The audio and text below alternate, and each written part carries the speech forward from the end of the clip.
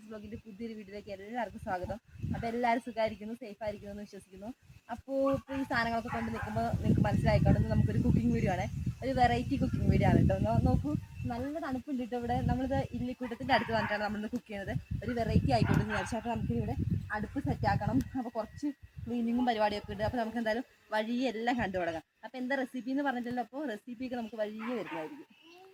ആദ്യം തന്നെ ഈ ഇല്ലിയുടെ കുറച്ച് കമ്പുണ്ടല്ലോ, ഇത് ഇങ്ങോട്ട് വന്നതൊക്കെ നമുക്കൊന്ന് വെട്ടി ഒന്ന് ഒതുക്കണം.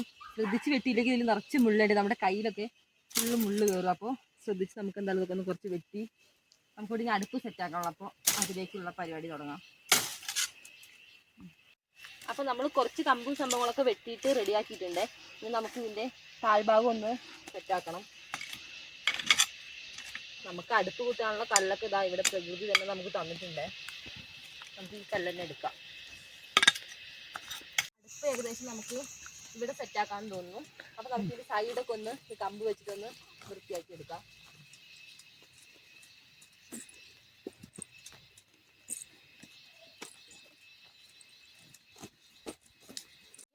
തീ പെട്ടെന്ന് കത്താൻ വേണ്ടിയിട്ട് നമുക്ക് കുറച്ച് ചുള്ളി എടുക്കാം. ഇത് നമുക്ക് ഇവിടെ തന്നെ നമ്മുടെ മരം കോതിയതിൻ്റെയാണ്. നമ്മൾ കൊടിയിട്ട മരങ്ങളൊക്കെ കോതാറുണ്ട്. അപ്പോൾ അതിൻ്റെയൊക്കെ കോതിയിട്ട ചില്ലുകളാണ്, ഉണങ്ങിയിട്ടുണ്ടെന്നാലും.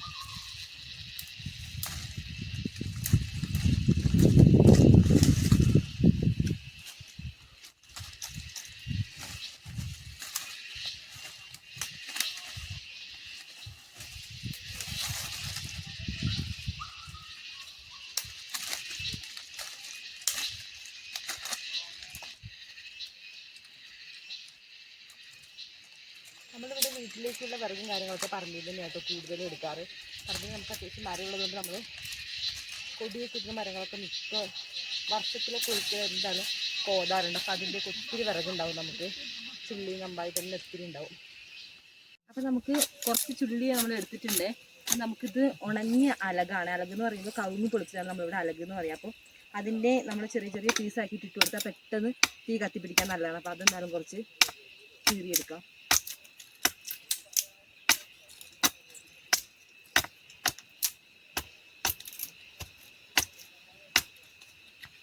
നമ്മുടെ അടുപ്പ് ഇതാണ്. നമ്മളിതാ 3 കല്ല് വെച്ചിട്ട് ഇവിടെ തന്നെ കിട്ടിയിട്ട് നമുക്ക് കല്ലൊക്കെ.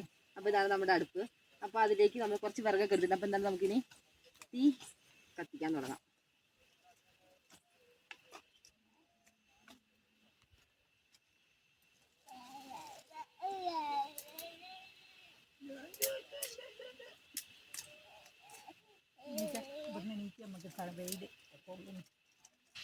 അപ്പോൾ ഫ്രണ്ട്സ്, ഇതാ തീ നന്നായിട്ട് കത്തിയിട്ടുണ്ട്. നമുക്കിനി നമ്മുടെ ചട്ടി അതിലേക്ക് വെച്ചെടുക്കാം.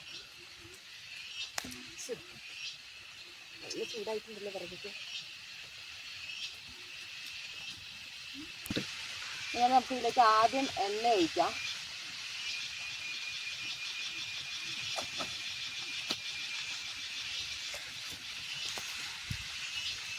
നമ്മളിത് എണ്ണ ഒഴിച്ചിട്ടുണ്ട്. അപ്പോൾ നമ്മൾ ഇതുവരെ എന്താ സംഭവം എന്ന് പറഞ്ഞില്ല, വേറെ ഒന്നല്ല ഫ്രണ്ട്സ്, നമ്മളിതൊരു കിടുക്കാച്ചി ബീഫ് അച്ചാറാണ് ഉണ്ടാക്കാൻ പോകുന്നത്. അപ്പോൾ അതിന് വേണ്ടിയിട്ട് നമ്മളിതാ ബീഫൊക്കെ സെറ്റാക്കി വെച്ചിട്ടുണ്ട്. ഇതെങ്ങനെയാണെന്ന് വെച്ചാൽ ഞാൻ കുറച്ച് ഇഞ്ചി വെളുത്തുള്ളി പേസ്റ്റ് എടുക്കുക. അതുപോലെ തന്നെ ഇതിലേക്ക് ആവശ്യമായിട്ടുള്ളത് കുറച്ച് മുളക് പൊടി, പിന്നെ നമ്മൾ എടുത്തിരിക്കുന്നത് കുറച്ച് ഒരു നുള്ളു മഞ്ഞൾപ്പൊടി, അതുപോലെ തന്നെ ഒരു നുള്ളു ഗരം മസാലപ്പൊടി. ഇത്രയും ഇട്ടിട്ട് നമ്മൾ ജസ്റ്റ് ഒന്ന് കുക്ക് ചെയ്തെടുക്കുകയാണ്. അപ്പോൾ ബീഫിൻ്റെ മൂപ്പ് അനുസരിച്ച് നമുക്ക് എത്ര വിസിൽ വേണമെങ്കിൽ അടുപ്പിക്കുക. ഞാൻ കുക്കറിലാണ് ഇതിപ്പോൾ വേവിച്ചിട്ട് എടുത്തിരിക്കുന്നത്. അപ്പോൾ ഞാനിതൊരു 3 വിസിലാണ് എടുത്ത് അടിച്ചിരിക്കുന്നത്. അപ്പോൾ നമുക്കിനി എന്തായാലും ഈ എണ്ണ നന്നായി ചൂടായി വരണം. നമുക്ക് ഇതിലേക്ക് ഇട്ടിട്ട് നന്നായിട്ടൊന്ന് വറുത്തെടുക്കണം. അപ്പോൾ ഫ്രണ്ട്സ്, നന്നായിട്ട് എണ്ണ ചൂടായിട്ടുണ്ട്. നമുക്ക് എന്തായാലും ഇത് അതിലേക്ക് ഇട്ട് കൊടുക്കാം. നമുക്ക് നന്നായിട്ടൊന്ന് മൂക്കട്ടെ. തീ നമുക്ക് നമ്മളിപ്പോൾ 3 സൈഡിൽ നന്നായിട്ട് വിറക് വെച്ച് കൊടുക്കുന്നത്. അതുകൊണ്ട് തന്നെ തീ നല്ല രീതിയിൽ കത്തുന്നുണ്ട് കേട്ടോ. വേണ്ട ഇൻഗ്രീഡിയൻസ് ബാക്കി എന്തൊക്കെയാണെന്ന് നോക്കാം. നമുക്കിതാ ഇഞ്ചി വെളുത്തുള്ളി ചെറുതായിട്ട് അരിഞ്ഞത്, അതുപോലെ തന്നെ അച്ചാർ പൊടി, മുളക് പൊടി ആവശ്യത്തിന്, കുറച്ച് മഞ്ഞൾപ്പൊടി, പിന്നെ ഇതാ നമ്മുടെ കറിവേപ്പില, ആവശ്യത്തിനുള്ള മുളക് കീറി എടുത്തതാണ്. പിന്നെ ഇത് ഉലുവയും കായപ്പൊടിയും കൂടി മിക്സ് ആക്കി വെച്ചതാണ്. അത് വേണം. അപ്പോൾ ഇത്രയാണ് ഇതിൻ്റെ ഇൻഗ്രീഡിയൻസ് പറയുന്നത്. അപ്പോൾ അതായത് നമുക്ക് ബാക്കി പരിപാടിയിലേക്ക് കിടക്കാം. ഇപ്പോൾ ഇവിടെ ക്ലീൻ ചെയ്ത് അടുപ്പൊക്കെ സെറ്റ് ചെയ്ത് എല്ലാം റെഡിയാക്കി തീയൊക്കെ കത്തിച്ച് വന്നപ്പോൾ കുറച്ച് ടൈം എടുത്തിട്ടുണ്ട്. അപ്പോൾ നല്ല വെയിലുള്ള സമയത്താണ് നമ്മളിവിടെ വന്നത്.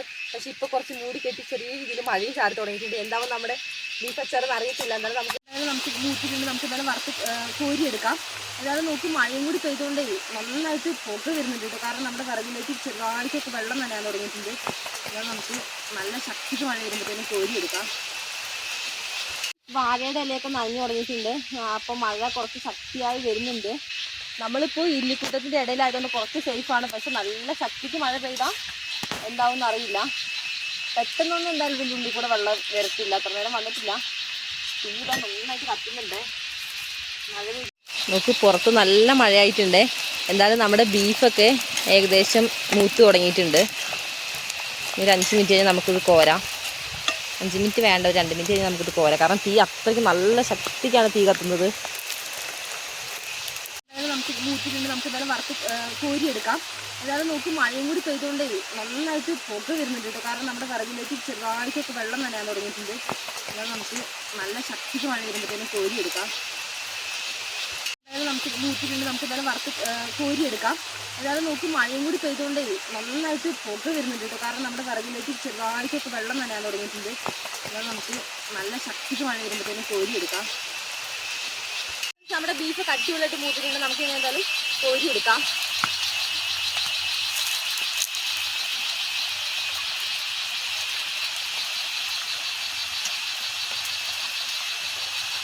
ബീഫ് അച്ചാർ എന്നൊക്കെ പറയുമ്പോൾ എനിക്ക് വരുന്നത് ഹോസ്റ്റലിലേക്ക് ഓർമ്മയാണ്. കാരണം നമ്മൾ ഹോസ്റ്റലിലൊക്കെ പഠിക്കുന്ന ടൈമിൽ നമ്മൾ അച്ചാറൊക്കെ കൊണ്ടുവരും. കാരണം ചിലർക്ക് ഹോസ്റ്റലിൽ ഫുഡൊന്നും ഇഷ്ടമില്ലാത്തവരായിരിക്കും കുറേ പേരുണ്ടാകും. അപ്പോൾ നമുക്ക് കറികളൊന്നും ശരിയാവാത്ത അപ്പോൾ അച്ചാറുണ്ടെങ്കിൽ നല്ലൊരു നമ്മൾ ഇതിലേക്ക് നല്ലെണ്ണയാണ് ഒഴിച്ചെടുക്കാൻ പോകുന്നത്. പക്ഷേ എണ്ണയൊക്കെ നല്ലതായിട്ട് ചൂടായി വന്നിട്ടുണ്ട്. നമുക്ക് ഇതിലേക്ക് കരിവേപ്പില ഇടാം. ചെറുതായിട്ടൊന്ന് മൂത്തു. ആ ടൈമിൽ നമ്മൾ കടുക് ഇട്ട് കൊടുത്തു. കടുകൊന്ന് പൊട്ടട്ടെ.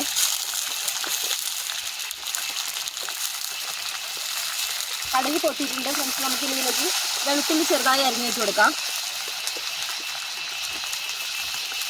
അതുപോലെ തന്നെ ഇഞ്ചി ചെറുതായിട്ട് അരിഞ്ഞാണ്.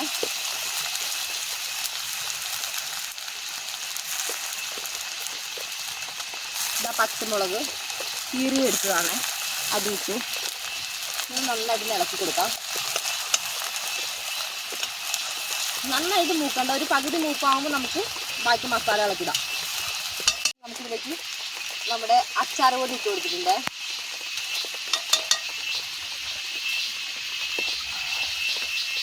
നമ്മുടെ എരിവിന് ആവശ്യമായിട്ടുള്ള മുളക് പൊടി,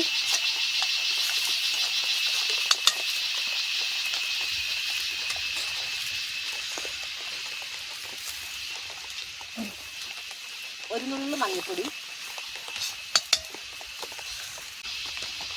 ഇനി നമുക്കിത് ഉലുവയും കായും കൂടി മിക്സ് ചെയ്താണ് പൊടിച്ചത്, അതും ഇട്ട് കൊടുക്കാം. എല്ലാം പാടെ നന്നായിട്ടൊന്ന് ഇളക്കി യോജിപ്പിക്കാം.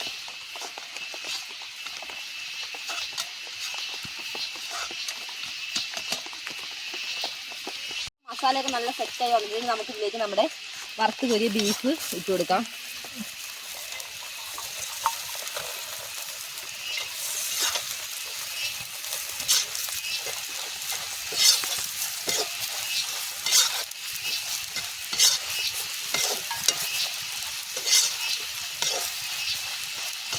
നേരത്തെ നമ്മൾ കുക്ക് ചെയ്ത ബീഫാണല്ലോ ഇതിലേക്ക് ഇട്ടത്. അപ്പോൾ തന്നെ നമ്മൾ ഉപ്പൊക്കെ ഇട്ടിട്ടാണ് നമ്മൾ വേവിച്ചത്. അപ്പോൾ ഞാനിപ്പോൾ ഉപ്പ് നോക്കിയപ്പോൾ കുഴപ്പമില്ല, അത്യാവശ്യം ഉപ്പുണ്ട്. അത് ചെറിയൊരു കുറവുണ്ട്. അപ്പോൾ നമുക്ക് കുറച്ച് ആവശ്യത്തിനൊന്ന് ഇട്ട് കൊടുക്കാം.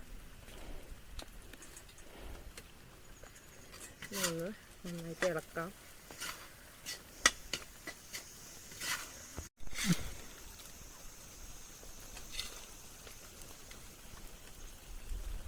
അപ്പോൾ ഇതാ ഫ്രണ്ട്സ്, നമ്മുടെ ബീഫ് അച്ചാർ നല്ല അടിപൊളിയായിട്ട് സെറ്റ് ആയിട്ടുണ്ടെങ്കിൽ നമുക്ക് ഒരു പാത്രത്തിലേക്ക് ഇതൊന്ന് കോരി മാറ്റണം. നിങ്ങൾക്ക് കാണാൻ പറ്റുന്നുണ്ടോ? നമുക്ക് ആവശ്യത്തിനുള്ള ഗ്രേവി ആക്കി നമ്മളൊന്ന് വറ്റിച്ചെടുത്തിരിക്കുകയാണ്. അപ്പോൾ നമ്മുടെ ഇഡ്ലി ബീഫ് അച്ചാർ നമുക്ക് ഒരു പാത്രത്തിലേക്ക് ഒന്ന് സെർവ് ചെയ്യാം.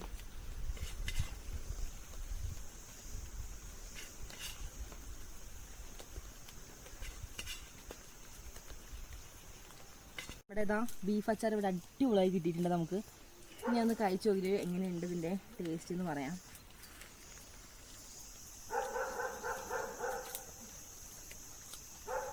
നല്ല ചൂടുണ്ട്, അടിപൊളിയാണ് ഗെയ്സ്. എന്താണ് നിങ്ങൾ വീട്ടിൽ മസ്റ്റായിട്ട് ട്രൈ ചെയ്യേണ്ട ഒരു ഐറ്റം തന്നെയാണ്. കാരണം അടിപൊളിയായിട്ടുണ്ട് എന്ന് പറഞ്ഞാൽ അടിപൊളിയായിട്ടുണ്ട്. ഞാൻ തന്നെ ഉണ്ടാക്കിയോണ്ട് ഞാൻ തന്നെ പുകഴ്ത്തി പറയാമെന്ന് വിചാരിക്കണം. കാരണം നിങ്ങൾ എന്തായാലും ഇതൊന്ന് ട്രൈ ചെയ്തിട്ട് നമുക്ക് എന്തായാലും കമൻറ്റ് വഴി നിങ്ങളുടെ അഭിപ്രായങ്ങളൊക്കെ രേഖപ്പെടുത്തണേ.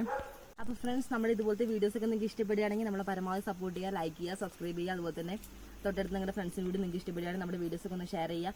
അപ്പോൾ നമുക്ക് അടുത്ത അടിപൊളി വീഡിയോ ആയിട്ട് വരുന്നവരെ tata bye bye, see U.